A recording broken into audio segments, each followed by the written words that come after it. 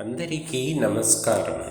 అధర్మానికి భయపడి మరణాన్ని కోరుకోకూడదు అనే అంశాన్ని గురించి వివరించుకుందాం.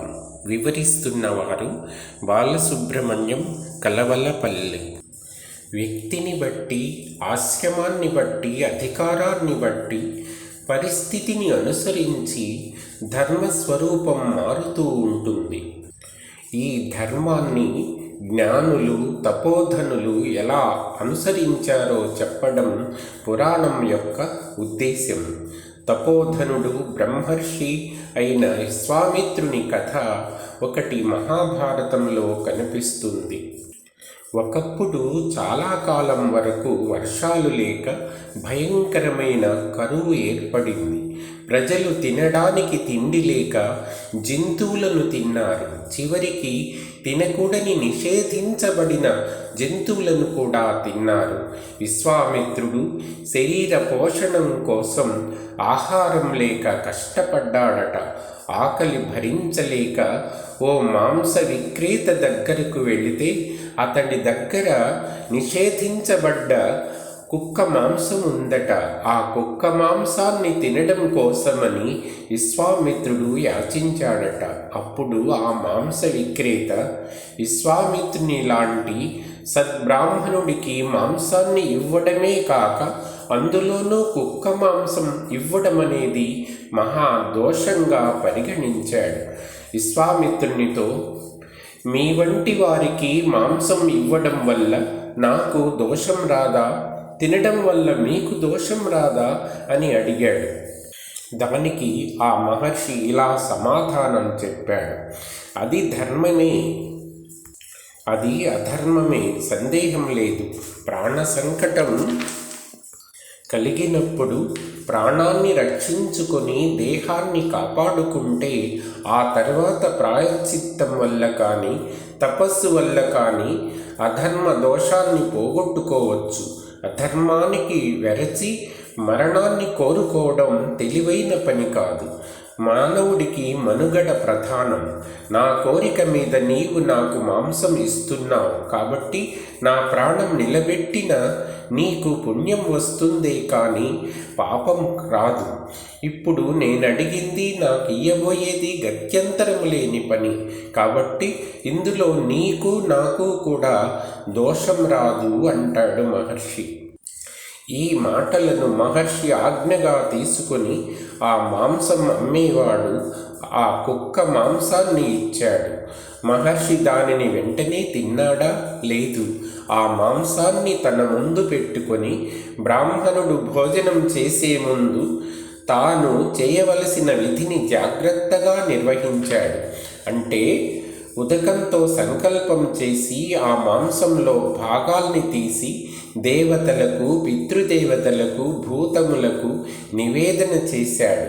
మనుష్యులకు ఉన్నదే దేవతలకు నివేదన అవుతూ ఉంటుంది కాబట్టి వానలు, పంటలు దేవతలు మనకు ఇచ్చి తీరాలి. ఇది ఆ మహాముని దేవతలకిచ్చిన సందేశం. అంతే, వెంటనే వర్షం కురిసింది. భూమి తక్షణమే సుభిక్షమైంది. వేరే ఆహారంతో విశ్వామిత్రునికి నిమిత్తం లేకపోయింది. ఈ కథలో మనకు అనేక సందేహాలు వస్తాయి. తపోధనుడైన విశ్వామిత్రుడు ఆకలితో అలమటించడమేమిటి? యోగబలం చేత ఆకలిని జయించలేడా? లేక తపోబలం చేత ఆహారం పుట్టించుకోలేడా? అంతేకాదు, లోకానికి కూడా ఆహారాన్ని సృష్టించి ఇవ్వగలిగిన వాడే కదా. తపోధనులు తపమును వ్యయం చేయడానికి ఇష్టపడరని పెద్దలు చెప్తారు. అదొక కారణం కావచ్చు. అంతకన్నా ముఖ్యమైన విషయం ఒకటి ఉంది. దేశంలోని ప్రజలలో ధర్మం క్షీణించడం చేత కరువు వస్తుంది, వర్షం లేదు. దీనికి ప్రతిక్రియ అధర్మాన్ని క్షయం చేయడానికి అత్యుత్తమ ధర్మాచరణ మాత్రమే కానీ అధర్మాచరణ చేసి బాధపడుతున్న ప్రజలను తన తపస్సు వ్యయం చేసి సహాయం చేయడం అతని ఉద్దేశ్యం కాదు.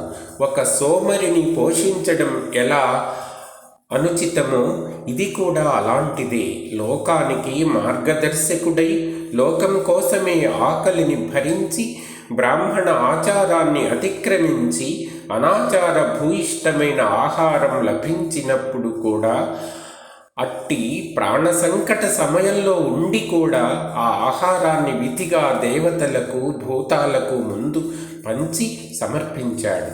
ఇది ఒక పరీక్షా సమయంలోని ధర్మాచరణ. దీనివల్ల ఒక మహాధర్మం ఆచరించబడి లోకక్షేమకరమైన ఒక మహాఫలాన్ని తక్షణమే ఇవ్వగలిగింది.